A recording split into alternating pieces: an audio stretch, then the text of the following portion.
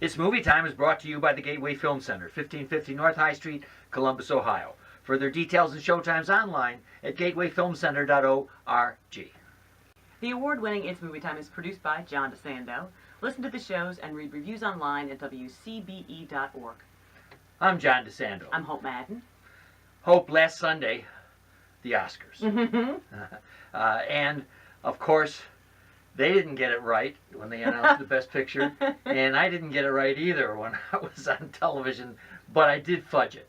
I did say that Moonlight was the only one I could see that could upend La La Land. That's interesting. Yeah, that is interesting. I had a sense that they had to have gotten it wrong because I get one prediction completely wrong every year, and by the time they got to Best Picture, I hadn't missed any. And I thought, well, then clearly, because I had predicted La La Land, it's not going to win. They said La La Land. But really? And then no. No. Right, so it's the fates ensuring that I always get one wrong.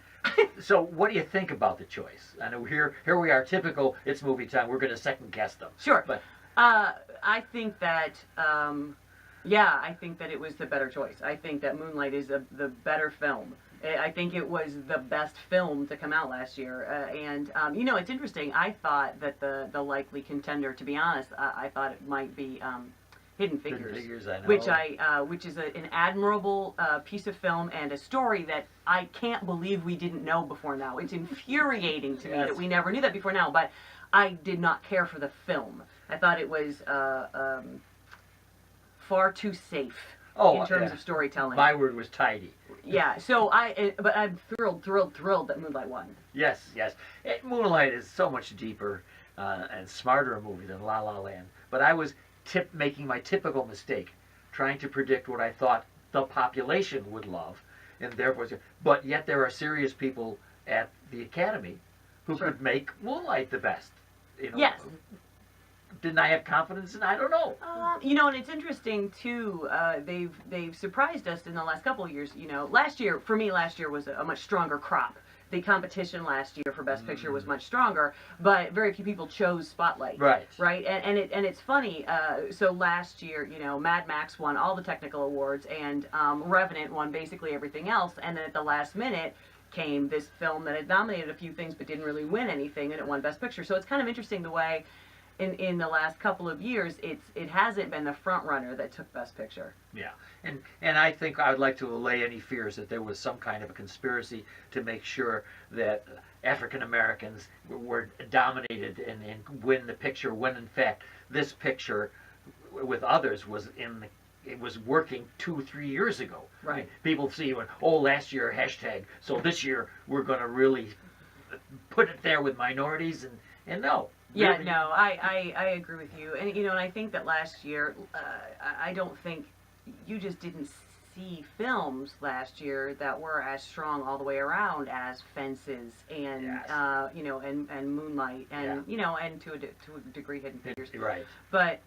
it was these are films that could not have been ignored, and again I think that.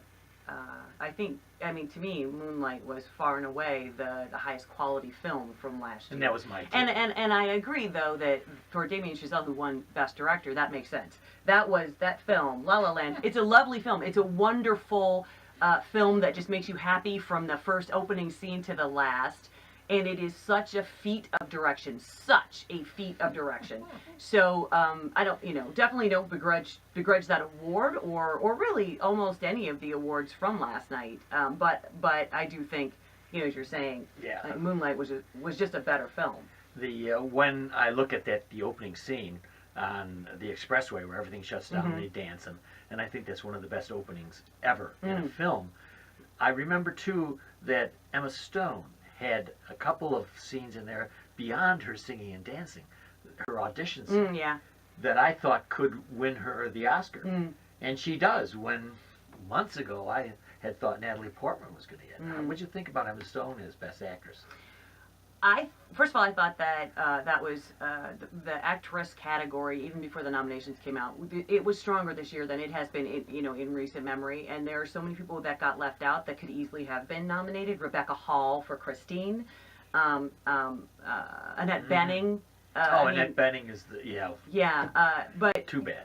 the thing that made me the most irritated of all the nominations this year is that Viola Davis was in the supporting actress category when she's not only the lead actress in Fences, she's the lead in Fences. The film is about her character, and she is in 95% of the film. Settle And down, Hope. She should have won Best Actress. Now, you know, they made that choice. It was a bad choice. And she made the choice. Well, I don't know that she had anything I to read do that with she it. did. Really? I read that she Okay. thought she would be more competitive in the supporting actress. Now, the studios frequently will do that. Yeah. Like Martian for Best Comedy. Right. Right. They'll put it in a category so that they can Right. win it. Sure. Because all they want to do is win it. Mhm. And she strategically made a bad choice because she was so much superior to anybody at any time. Absolutely. She absolutely was. You know, Emma Stone wouldn't have been my first choice. Of the group that were nominated for Best Lead, Isabelle Huppert would have been my choice. Okay, yeah. I thought that, and not only that her performance was just mind-boggling and brilliant, but she owned that movie, and if she hadn't been in the film, I think Yeah. it would have been unwatchable. A lot of finesse, a lot of maturity. Yeah. I would not have been surprised if she had won. No. And I guess my Natalie Portman just didn't have a chance. And I thought she It did. seems like I thought she was great. I thought the movie was fascinating. But I feel like I've talked to several people who didn't make it through the movie. They were turned off by her performance. Yeah. Not me. I thought she was great. No, she was great. It could have seemed one-dimensional, maybe. I don't know. Yeah, Maybe. Yeah. I loved it. Yeah. Now, I thought, and I said that I was fairly certain Casey was going to get it, Casey Affleck for Best Actor, but I said I could feel Denzel breathing down his neck. Mm-hmm. And are you happy with Casey? I am. I wouldn't have been unhappy with Denzel, but I agree with you. You know, several months ago, I thought I thought Casey Affleck was a lock, and then Screen Actors Guild Award. You know, Yes. and there's so much overlap in that voting pool, and they gave it to Denzel, and it seemed like it surprised even Denzel Washington. Yes, it did. You know, so I did think that it probably got closer, and it wouldn't have surprised me if they'd given it to Denzel Washington. But and it's funny, as it got closer, I think there was backlash about Casey Affleck's performance and about the film Manchester by the Sea, which is very sad. It's a very sad movie, but it's got a lot, I thought, of very surprising humor throughout. I laughed several times in the film, but I think Casey Affleck is incredibly talented, and I thought his performance was just spot on. And I know that it was originally meant for Matt Damon, who's also very talented, but in everything Matt Damon has ever done, there is this resilience and hope in his performances, which would have been wildly out of character. Right, just so right. For this film, and I thought Casey Affleck was a perfect choice, and I thought he just did a phenomenal job. Well, one thing I did win is with the bettors in Las Vegas. I bet that Casey was a better actor than his brother. Yeah. That's a good bet. I'd take that bet. There was an interesting topic that maybe our listeners aren't that interested, but intrigues me, is how much of an actor's life you bring into the art, and therefore it compromises the vote. And Casey had a problem Yes. with sexual harassment. Yes. And I think he had settled. He did. He settled out of court. The court transcriptions are available online, and they are quite horrific. Yeah. And it was two women who worked on the film, the sort of mock documentary that he made. He directed a few years ago with Joaquin Phoenix, and it's hard to draw conclusions, right? It's wrong to draw conclusions, Right. But I was sort of crushed because I am a huge Casey Affleck fan, and I personally find it very difficult to continue to be a huge Casey Affleck fan. Okay. But you can separate. I mean, you need to, as a critic, separate his private life from that. You do. I have trouble every couple of years when Roman Polanski puts out a film because he's a horrible, horrible human being. Horrible human being. But Rosemary's Baby is one of the best movies I've ever seen. Chinatown is a brilliant movie. You just, I feel like you do have to separate those. And I do separate it out, and I think that's the best thing you can do. Now, what I don't know is how much of the demise of Birth of a Nation happened because Nate Parker had been similarly accused. So it's interesting, I think, because there are so many different elements at play there. I think part of the Birth of a Nation issue, right, is that I think not that many people wanted to see the film, right? It's a tough sell, that particular film. It's an amazing feat for writer, director, star. Yes. A huge cast. They did a great job. An incredibly important topic that I was so like there are so many films that came out this year that I'm so happy the topic actually got a film. Sure. And I think that I think obviously race is a huge factor in why the accusations that came to light after his film came out toppled this film and did less damage to Casey Affleck. But also the fact that Casey Affleck was sued and he settled out of court 2 cases of sexual harassment, whereas it was rape, right? And he was exonerated, but his partner and writing partner on the film was convicted. Nate Parker, now we're talking. Nate Parker. Right. His writing partner was later exonerated, but there are 2 things I think that come into play. It is so difficult to get a rape case to trial, that by the time somebody greenlights that, the perpetrators look pretty convicted already. Yeah. And even though the convictions were overturned, or one was overturned, one was not convicted, the woman killed herself. So there's a lot of ugliness around that is much more serious than what Casey Affleck was accused of. So I mean, but I think all of those things came into play. Nobody wanted to see the movie. It's a very, very difficult movie that people should see. You should see Birth of a Nation.